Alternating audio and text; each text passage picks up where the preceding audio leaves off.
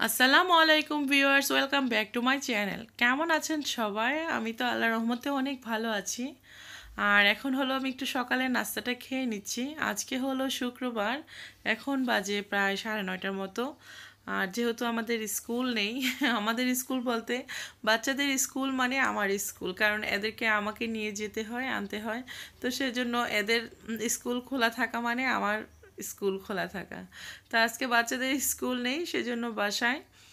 তো বাচ্চারাও নাস্তা করেছে, করে এরা একটু খেলাধুলা করছে, ভিতরে আছে। আর হলো আমি একটু নাস্তাটা করে নিচ্ছি।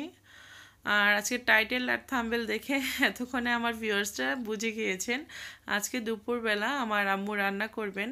আমার আম্মু হলো ফিশ কালিয়া রান্না করবেন। তো এটা যেহেতু একটু স্পেশাল রান্না, আমার ব্লগে আর কখনো আমি এটা দিইনি, তো সেই রেসিপিটা আজকে আমি আপনাদের সঙ্গে শেয়ার করব ইনশাআল্লাহ। তো নাস্তাটা শেষ করে আমি চলে যাচ্ছি সরাসরি কিচেনে। এই তো চলে এলাম কিচেনে। এই তো এখানে রুই মাছ নেওয়া হয়েছে, আম্মু হলো সব কিছু রেডি করে নিয়েছে। রুই মাছ দিয়ে আজকে ফিশ কালিয়া রান্না করবে। তো ফিশ কালিয়া রান্না করার জন্য টমেটো নিয়েছে, এটা একটু ব্লেন্ড করে নিতে হবে। আর নিয়েছে টক দই, আর হলো এখানে বাদাম ভিজিয়ে রেখেছে। তো ভিজিয়ে রাখলে হয় কি উপরের যে চামড়াটা আছে সেটা নরম হয়ে যায়, এখনও অনেকটা শক্ত। তো নরম হয়ে গেলে এটাও একটু ব্লেন্ড করে নেওয়া হবে। আর এই ফিশ কালিয়াটা একটু হলুদ, লবণ আর একটু মরিচের গুঁড়া মাখিয়ে এভাবে রেখেছেন, হয়তো এখন ভেজে নেবে আর কি। আর পেঁয়াজ কুচি করা আছে, কিন্তু পেঁয়াজ কুচি একটু বেরেস্তা করা হবে আর পেঁয়াজ ব্লেন্ড করা হবে।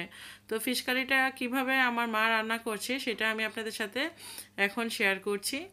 ফিশ কালিয়া রান্না করার জন্য প্রথমে একটা প্যান বসিয়ে দিলেন চুলায়, আর এখানে দিয়ে দিলেন ফিশ ভাজার জন্য পরিমাণ মতো তেল। তো তেলটা যখন গরম হয়ে গিয়েছে তখন মাছগুলো এখন ভেজে নেওয়া হচ্ছে আর কি। আর ভিউয়ার সবার কাছে আমার একটা রিকোয়েস্ট, সেটা হলো আমার বোনের মেয়ে, নাম হলো অর্ণিভা, আগামীকালকে তার এসএসসি পরীক্ষা। তো আমি আমার সকল ভিউয়ার্সদের কাছে আমি তার জন্য দোয়া চাইব, যেন তার এসএসসি পরীক্ষা, প্রত্যেকটা পরীক্ষা খুব ভালো হয়। আশা করি সবাই একটু দোয়া করবেন মন থেকে, যেন আমার বোনের মেয়েটার পরীক্ষা খুব ভালো হয়। শুধু বোনের মেয়ের জন্য না, পৃথিবীতে যত বাচ্চা আছে তাদের সকলেরই পরীক্ষা যেন ভালো হয়, যারা পরীক্ষা দিচ্ছে। আসলে এসএসসি পরীক্ষাটা অনেকটাই টাফ এদের জন্য, অনেক বড় একটা পরীক্ষা।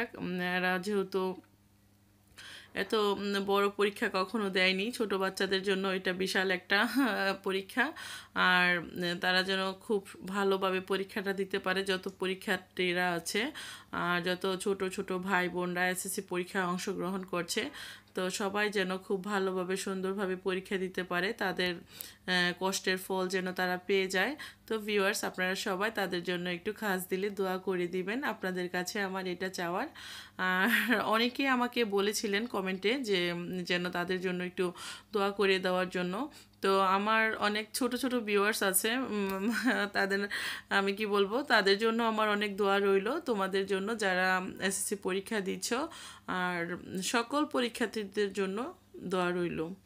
মাছটা একটু ভেজে নেওয়া হচ্ছে আর কি। তো মাছটা বেশিক্ষণ ভাজা যাবে না, আর উপরের পাটটা যখন অল্প ব্রাউন হয়ে যাবে তখনই কিন্তু মাছটা উল্টে দিতে হবে।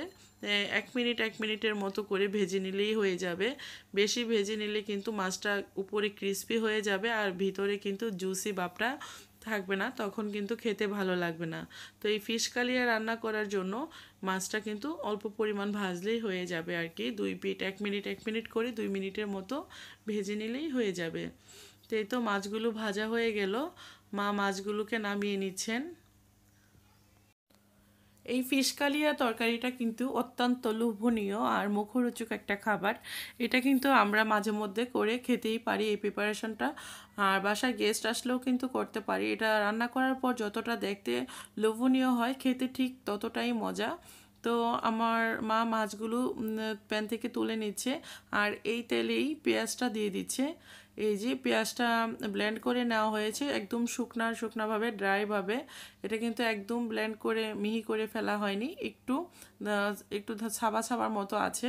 তো এভাবেই পেঁয়াজটাকে ব্লেন্ড করতে হবে। অতিরিক্ত পানি দিলে তখন কিন্তু এটা ভুনা করতে অনেক সময় লেগে যায়। তো যাই হোক, তো আমরা এভাবে করি আর কি। আমি কখনো করিনি, আমি সবসময় মায়ের হাতেই খেয়েছি। আর মা যেহেতু ঢাকায় আসেন, আর মার কাছ থেকে এইভাবে রান্নাটা আমি সবসময় খেয়ে নিই আর কি। মা আমার বাসায় আসলে আমার পছন্দের যত খাবার আছে মা রান্না করেন। আর এখানে হলেন 1 টেবিল চামচের মতো আদা বাটা, 1 টেবিল চামচের মতো রসুন বাটা দিয়ে দিলেন।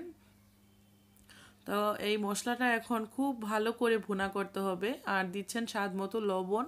মশলা মানে কষানোর উপরেই এই ফিশ কালিয়ার স্বাদটা ডিপেন্ড করে, কেননা এখানে এই পেঁয়াজটার কিন্তু একটা খুব মানে ফ্লেভার থাকে, এটা খুবই বাজে লাগে আর কি যদি ভালো করে কষানো না হয়। এখানে 1 টুকরো এলাচ, 1 টুকরো দারচিনি আর হলো একটা তেজপাতা দিয়ে দেওয়া হয়েছে।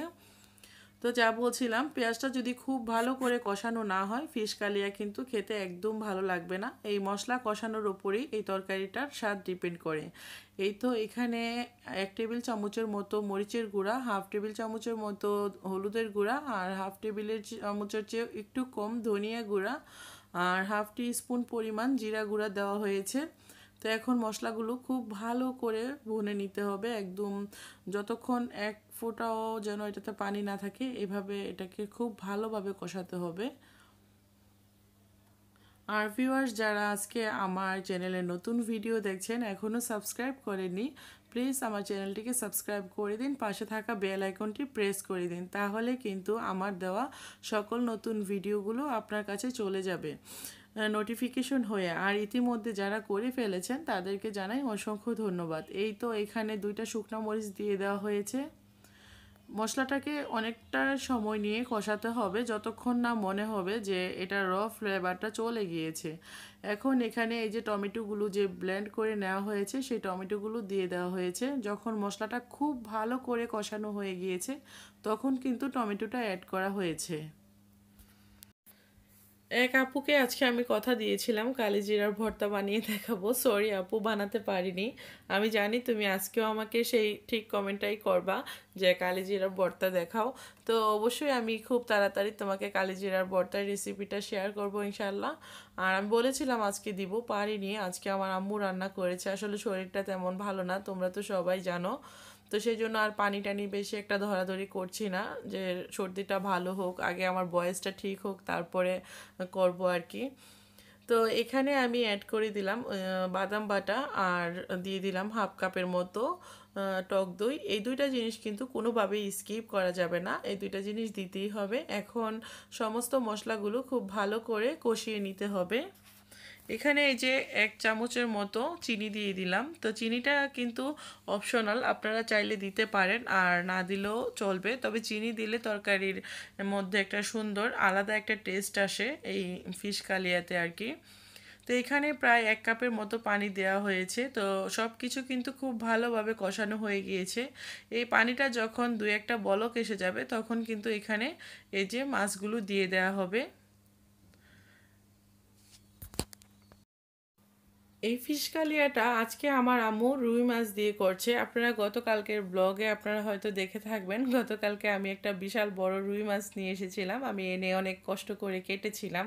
তো সেই রুই মাছ দিয়ে আজকে ফিশ কালিয়া রান্না করছেন। আর আম্মু হলো গতকাল দুপুরবেলা আমার আপুর বাসা থেকে এসেছে, আর আপু হলো আমাদের জন্য খাবার দিয়ে দিয়েছিলেন, আম্মু আর আব্বু সে খাবারগুলো নিয়ে তারা এসেছিলেন। তো আজকে দুপুরে আবার খাওয়া দাওয়া শেষ করে আম্মু আব্বু চলে যাবে আমার বোনের বাসায়, যেহেতু আমার বোনের মেয়ের কালকে থেকে পরীক্ষা, তো সেজন্য আবার আজকে চলে যাবেন। তো যখন আমার আম্মু আসলেন তখন দেখতে পেয়েছেন যে আমি কত বড় একটা মাছ কেটেছি। গতকালকের ব্লগ যারা দেখেছেন তারা হয়তো দেখে থাকবেন।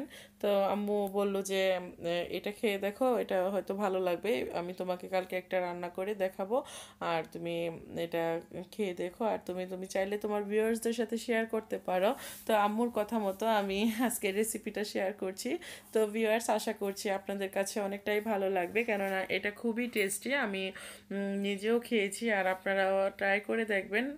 এটা আসলে খুবই টেস্টি। এটা বাসায় গেস্ট আসলেও কিন্তু আপনারা এটা এইভাবে রান্না করে দিতে পারেন।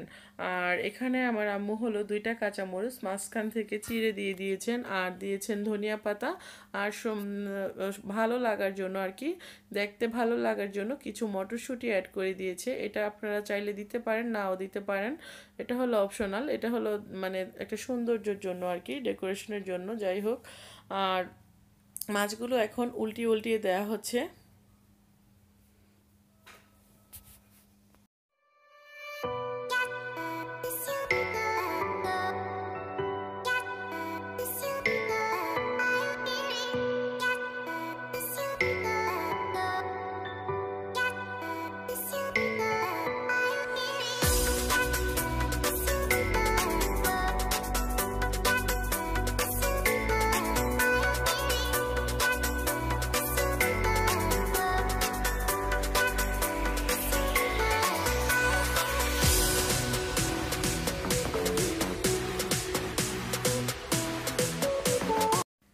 নামানোর ঠিক কিছুক্ষণ আগেই অ্যাড করা হচ্ছে গরম মশলার গুঁড়া। এখানে প্রায় হাফ টি স্পুনের মতো গরম মশলার গুঁড়া অ্যাড করা হচ্ছে, আর দেয়া হচ্ছে পেঁয়াজ বেরেস্তা। তো এই 2টা জিনিসই কিন্তু স্কিপ করা যাবে না। এই 2টা জিনিস দিলে কিন্তু খুব ভালো হয়, তরকারিতে খুব সুন্দর ভালো একটা স্মেল আসে। তরকারি পুরোপুরি রান্না কমপ্লিট হয়ে গিয়েছে। এখন 5 মিনিটের মতো ডেকে রাখা হবে। তো এই যে 5 মিনিট পর এখন সার্ভ করা হয়েছে। দেখুন কতটা লোভনীয় হয়েছে। আজকে তো আমার আম্মু রুই মাছ দিয়ে এই ফিশ কালিয়াটা রান্না করেছেন। আপনারা চাইলে কিন্তু যে কোনো মাছ দিয়ে এই ফিশ কালিয়াটা রান্না করে ফেলতে পারেন খুব সহজে। ঘরে থাকা অল্প কিছু উপকরণ দিয়েই এত মজাদার একটা ফিশ কালিয়া তৈরি করে ফেলতে পারেন। তো যাই হোক, আজকের ব্লগটা আর বেশি বড় করব না। সবাই ভালো থাকবেন, সুন্দর থাকবেন। আজকের মতো এখানে আমি বিদায় নিয়ে নিচ্ছি। আর যাওয়ার আগে একটা রিকোয়েস্ট, সবাই আমার আম্মুর জন্য দোয়া করবেন। আল্লাহ হাফেজ।